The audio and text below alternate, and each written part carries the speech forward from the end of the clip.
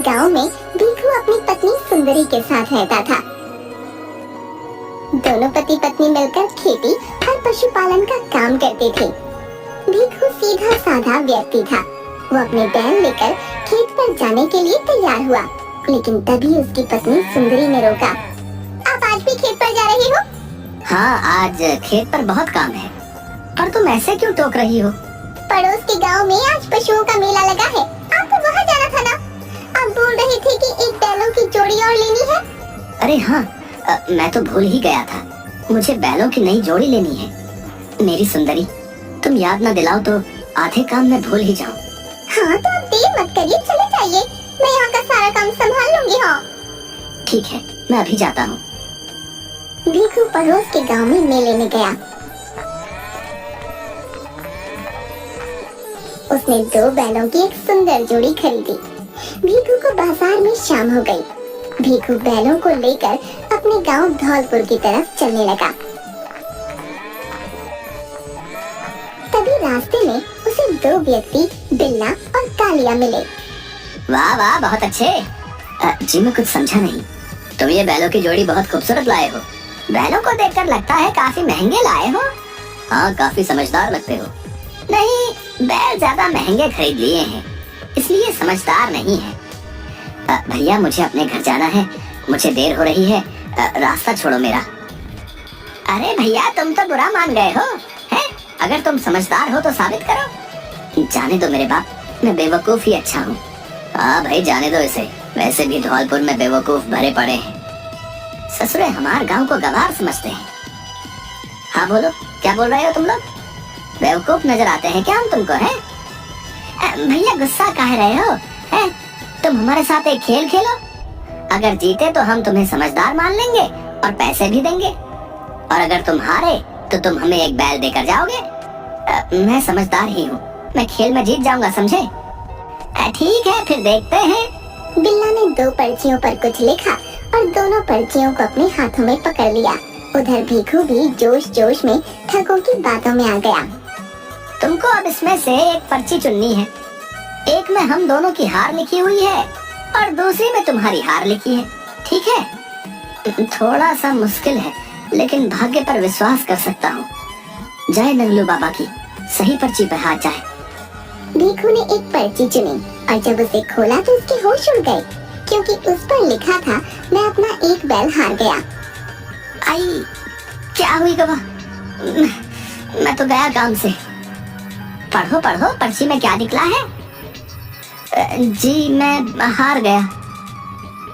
अच्छा, इसका मतलब अब एक बैल हमारा हुआ। जी लेकिन बिल्ला ने दूसरी पर्ची भी वहीं फेंक दी और कालिया के साथ एक बैल को लेकर चला गया।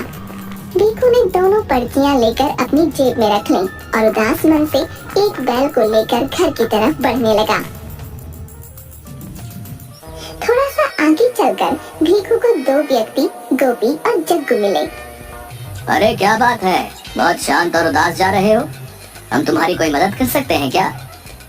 भीखू ने उन दोनों को अपने साथ हुई ठगी के बारे में बताया।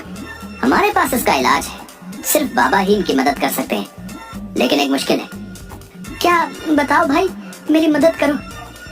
हमारे गांव में एक सिद्ध बाबा है जो तुम्हारा बैल वापस ला सकते हैं, लेकिन वो सिर्फ अपने गांव के लोगों की ही मदद करते हैं। क्या सच में? हाँ, उनके पास जादुई शक्तियां हैं। तुम्हारे एक बैल को देखकर दूसरा बैल लाकर दे देंगे। तुम भले आदमी लगते हो, मेरी मदद करो। मेरा बैल ले जाओ और दूसरा बैल ले आओ भाई। तुम भी भले आदमी लगते हो, हम तुम्हारी मदद करने को तैयार हैं। तुम यही रुकना, हम तुमसे यहीं मिलेंगे, ठीक है भाई? भीखू ने अपना बैल दे दिया, जिसके बाद गोपी और जग्गू बैल लेकर चले गए और सुबह तक भी नहीं आए। बिल्ला, कालिया, गोपी और जग्गू चारों ठग सगे भाई थे। भीखू ने बहुत इंतजार किया और फिर वो सुबह अपने घर चला गया। उसे अकेले आया देखकर उसकी पत्नी सुंदरी ने पूछा, क्या हुआ, आप खाली हाथ आए हैं? हाँ, वो मैं क्या हुआ, आप क्या छुपा रहे हैं? वो मैं बैल लाया था, लेकिन भीखू ने सुंदरी को सारी बात बताई।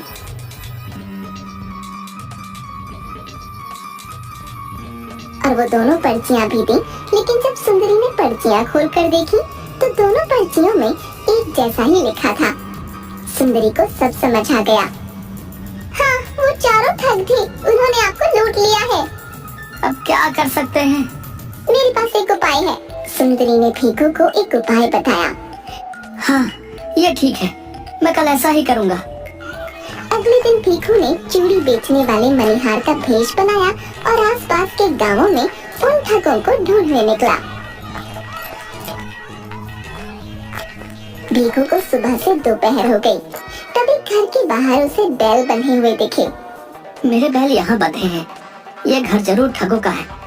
आज इनको नहीं छोड़ूंगा, मैं इनको सबक सिखा कर रहूंगा। भीखू उस घर के पास आवाज लगाने लगा। बिल्ला बाहर आया। हमें चोरियों की कोई जरूरत नहीं है, आज घर में कोई नहीं है, चलो जाओ यहाँ से।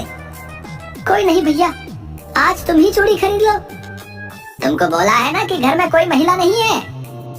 अच्छा तो आज वो खेल ही खेल लीजिए जो कल रात को खेला था। भीखू अपने असली रूप में आ गया और उसने बिल्ला को बहुत पीटा। मत मारो भाई, गलती हो गई, छोड़ दो।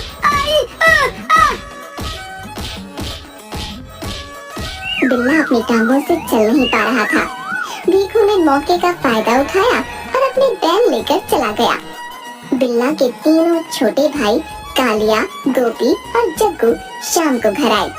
भैया, आपको क्या हुआ? वही व्यक्ति आया था जिसके हमने बैल ठगे थे। बहुत मारा मुझे, वो अपने बैल ले गया। अब तुम जल्दी से जाकर वैद्य जी को बुला लाओ, नहीं तो मैं तो गया। आप फिक्र ना करें भैया, ठीक है, हम अभी जा रहे हैं।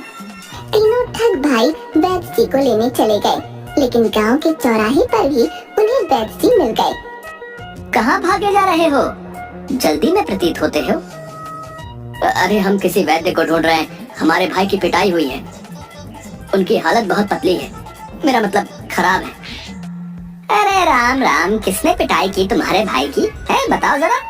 हम हैं वैद्य, हम ठीक करेंगे आपके भाई को। अरे वैद्य जी जल्दी चलिए। हाँ हाँ चलो भाई, अभी तुम्हारे भाई की तकलीफ बढ़ाते हैं। अरे क्या बोला आपने, जरा दोबारा बोलना। बेटा मैंने कहा अभी तुम्हारे भाई की तकलीफ भगाते हैं, वैद्य जो ठहरे हम, हमारा काम तकलीफ भगाने का ही तो है। ठीक है, जल्दी चलो अब। तीनों भाई वैद्य जी को घर ले आए।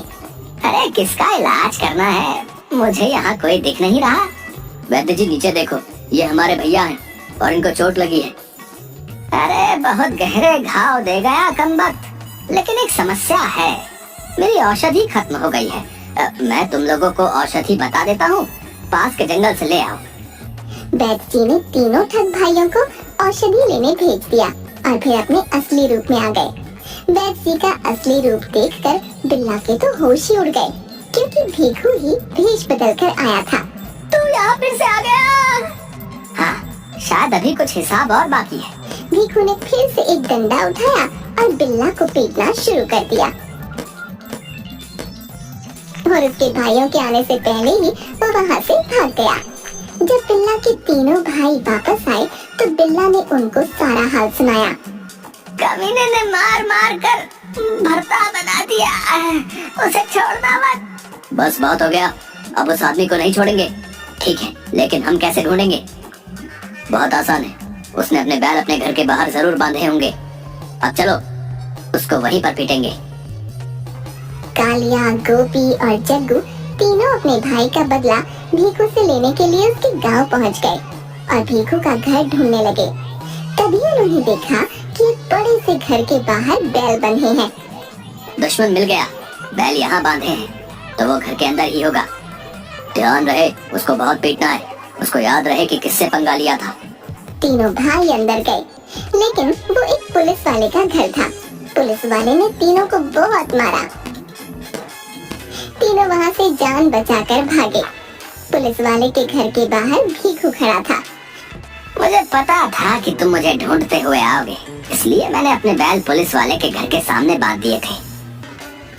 हमें माफ कर दीजिए, हम आज के बाद किसी को नहीं ठगेंगे। तुम तो सच में अक्लमंद हो, हमने तो सोचा था तुम्हें अच्छा बुद्धू बनाया, लेकिन तुमने हमें अच्छा सबक सिखाया है। मेहनत से काम करो, इससे तुम्हारे साथ साथ दूसरे लोगों की जिंदगी भी आसान हो जाएगी। और अगर किसी को ठगोगे तो मुझ जैसा कोई कम मिल जाए क्या पता।